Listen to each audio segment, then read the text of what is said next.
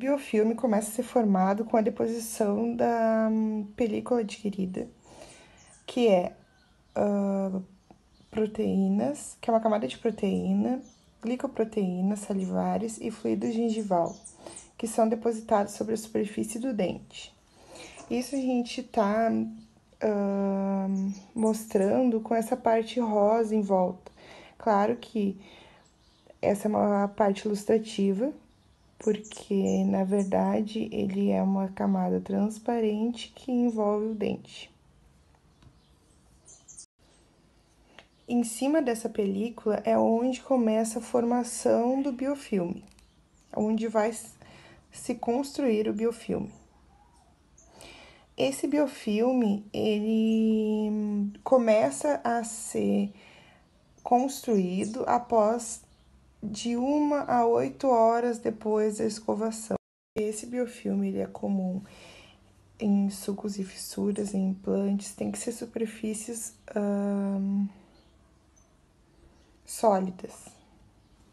O biofilme nem sempre é visível, mas a gente pode visualizar ele quando a gente utiliza corantes. Nesse modelo ilustrativo, a gente quer demonstrar que para mostrar o biofilme, a gente precisa que as bactérias tenham um encaixe para os receptores. Por isso que a gente fez esses buraquinhos e as bolinhas representando que eles têm que ter um encaixe para poder se ligar. Esses receptores são glicoproteínas salivares, imunoglobinas A salivar e proteínas salivares. As estruturas bacterianas que geralmente são, que é o glicocálice, as fimbrinas e a PEC, são o que vai aderir nos receptores. Ou seja, essas estruturas precisam se encaixar nos receptores para poder ocorrer a adesão. Assim ocorre a colonização primária. As bactérias são transportadas pela saliva. Essas bactérias geralmente são Coccus gram-positiva anaeróbios facultativo, ou seja, Streptococcus, geralmente Streptococcus mitis, sanguinis, gordoni e oralis. Também tem as mutans, mas em uma situação de saúde bucal, ela não é predominante. Comunidade intermediária. Na comunidade intermediária, ocorre a fase de acumulação, multiplicação das bactérias. O tempo que elas levam para dobrar o número leva em média 3 horas. Isto significa que um micro-organismo pode multiplicar atingindo um total de 256 micro-organismos em 24 horas. Depois que aderem umas às outras, as bactérias proporcionam sítios de ligação específicos para que outras bactérias reconheçam suas proteínas receptoras e se liguem a ela, como, por exemplo, as fímbrias e adesinas, que reconhecem receptores específicos e se ligam aderindo-se à superfície dentária. O biofilme pode ser dividido em supragengival e subgengival. Isso depende do local onde ele acontece. Aqui temos a margem da gengiva. Todo biofilme acumulado acima, nós denominamos supragengival. E todo biofilme localizado no sulco gengival, ou seja, abaixo dessa linha da gengiva, chamamos de biofilme subgengival.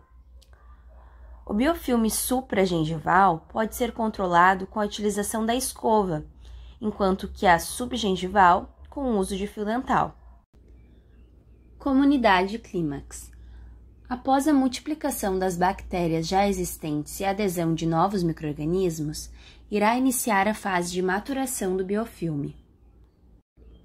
A matriz extracelular começa a se formar, e é nessa fase em que informações são liberadas. As bactérias começam a se coagregar, ou seja, se unirem. Nessa fase, teremos o papel importante das bactérias em forma de bacilo gram-negativa, anaeróbias e também alguns filamentos. Ocorre a transição de uma placa inicialmente gram-positiva até uma placa madura em que a gente começa a ter o predomínio da gram-negativa. As bactérias se comunicam para que o biofilme se torne uma estrutura que proporcione a multiplicação das bactérias. As informações são liberadas através das enzimas, das partículas específicas que são liberadas e vão se comunicar uma com a outra para se unirem de forma interna e assim produzir estruturas que vão compor a matriz extracelular. Do início ao biofilme maduro, acontecerão muitas modificações. O biofilme será ampliado, se tornando mais espesso, o que irá propiciar a diminuição do oxigênio. Terá oxigênio disponível bem na superfície do biofilme, que está em contato com a saliva, mas embaixo, em contato com o dente, acontecerá uma diminuição da tensão de oxigênio. As bactérias que antes não podiam se aderir na película, à medida que o biofilme irá se formando, podem entrar e colonizar a parte mais interna onde está embaixo o oxigênio. Os nutrientes também vão modificar, porque em um primeiro momento em que temos uma camada fina aderida ao dente, temos apenas disponível a saliva e a dieta. Quando o biofilme começa a ficar mais espesso, a nutrição interna se torna muito importante. Ou seja, o lixo do metabolismo dos micro-organismos começa a ser difundido no biofilme e acaba se tornando nutrição para outras bactérias. Há essa possibilidade alternativa, até porque algumas bactérias não conseguem degradar componentes diretos da dieta.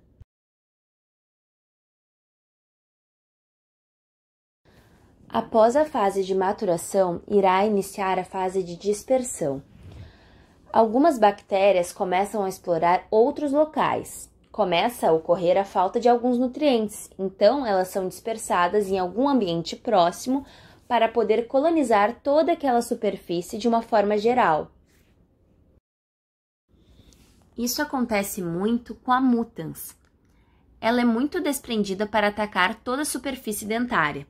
Normalmente, a vemos em toda a superfície daquela estrutura dentária comprometida. Após a aderência inicial dos micro-organismos da película adquirida, inicia a agregação de bactérias secundárias.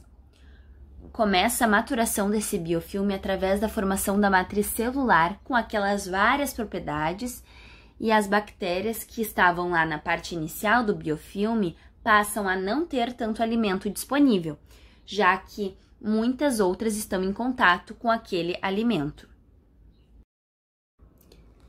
Então, elas começam a ser dispersadas para outras superfícies para iniciar todo o processo novamente. E assim ocorre o crescimento do biofilme em toda a estrutura dentária.